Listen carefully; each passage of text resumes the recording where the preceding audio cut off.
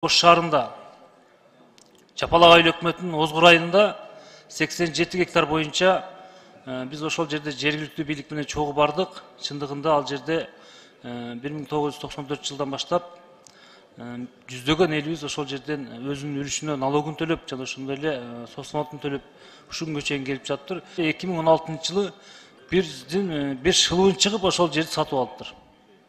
Кайра эле ошол жерди алып элдерге чек кылып берем деп ушул күндө жатыптыр да.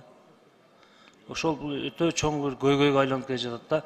Шаар менен ошол райондун ортосунда талашка түшкөн жер. Ошол жерге мен протокол тапшырма берем. Биздин ушул аткаруу бийлиги жана ошондой эле ушуну комиссиону барып текшерсеңиздер, укук коргоо органдары менен эмненин негизинде берилип кеткен, гипроземдин негизинде берилип кеткен деп жатат. Мына кече жакында деле ушул гипрозем Ош шаар боюнча дагы бир-эки жерлерди берип коюп, азыркы күндө туура эмес берип коюп. Азыркы күндө шаардын вице-мэри жана ошондой эле мэрдин кеңешчиси жумуштан кетип отурат да. Ошого мен протокол тапшырып берем.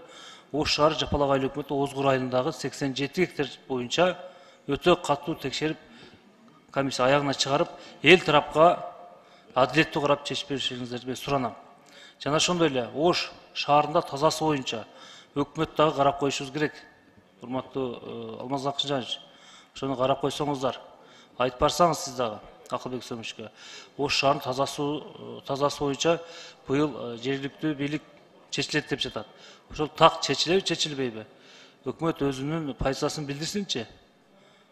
Качан Ош шаарында ушул жамгыр жааганда же катуу шамал болгондо эле бизде ылай суу ичип калышат, таза суу жок болуп. Мындай болбойт.